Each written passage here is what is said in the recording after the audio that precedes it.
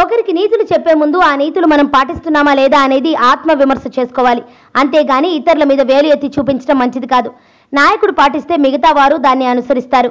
ఈ నీతి సూత్రాలు ఏంటనుకుంటున్నారా? ఎవరి గురించో కదా మీ ఆలోచన? ఎవరో కాదు, వైసీపీ అధినేత జగన్ గురించి. ఇంతకీ విషయం ఏమిటంటారా? మీరే చదవండి. నాయకుడంటే ముందు ఉండి నడిపించేవాడు. ముందు తాను మారి తన వారిని, తనను నమ్మిన వారిని సరైన మార్గంలో ముందుకు తీసుకువెళ్లేవాడు. నాయకుడంటే ప్రజలు హర్షించేలా పరిపాలన చేసి అది ప్రజాపాలన అనిపించుకునేవాడు. అదే క్రమంలో ఒక పార్టీ అధినాయకుడు అన్నాక పార్టీని పటిష్టంగా నడిపించే బాధ్యత మొత్తం అతని హస్తాలపై ఉంటుంది.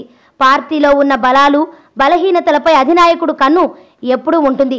ప్రజలు హర్షించేలా పరిపాలన చేసేవారికి అభినందనలు తెలపడం, ప్రజలు నొచ్చుకునేలా పరిపాలన జరిపేవారిని మందలించడం అతని కర్తవ్యంలో భాగమే. అసలు విషయం ఏమిటంటే, వైకాపా అధినేత జగన్ను కలుద్దామని వచ్చిన ఎమ్మెల్యేకు అభివృద్ధి గురించి క్లాస్ పీకాడట. ముందు మనం ప్రజలకు ఎంత చేశామన్న దాన్ని ఆలోచించాలి. అది లేకుండా ఇతరుల మీద పెత్తనం చెలాయిస్తే ఎవరు ఊరుకుంటారు? సంతనూతలపాడు నియోజకవర్గం విషయమై జగన్ ఎమ్మెల్యేకు క్లాస్ పీకారని చెబుతున్నారు. జగన్ క్లాస్ పీకడంతో సదరు ఎమ్మెల్యే తీవ్ర ఆవేదనకు గురైనట్లుగా ప్రచారం సాగుతోంది. అభివృద్ధి విషయంలో వెనకబడి ఉన్నాం అంటూనే అదిగో ఆమెను చూసి నేర్చుకో అంటూ ఒక లేడీ ఎమ్మెల్యేని ఉదాహరణగా చెప్పారు.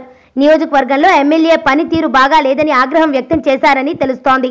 రోజాను చూసి నేర్చుకోవాలని జగన్ సలహా ఇచ్చారని కూడా ప్రచారం సాగుతోంది. రోజాను చూసి పరిపాలన నేర్చుకో అనడం పట్ల ఆయన తీవ్ర అసంతృప్తికి లోనైనట్లు తెలుస్తోంది. ఈ మధ్యనే చూసాం, రోజా సొంత నియోజకవర్గంలోనే ప్రజలు తీవ్ర అసంతృప్తితో ఉన్నారన్న విషయం జగన్ మర్చిపోయినట్లున్నారు. పరిపాలనలో గొప్ప నాయకుడిని ఆదర్శంగా తీసుకోమంటే సరే గాని మరి రోజాను ఆదర్శంగా తీసుకోమంటేనే ఆయనకు చిర్రెత్తుకొచ్చిందని నియోజకవర్గంలో టాక్.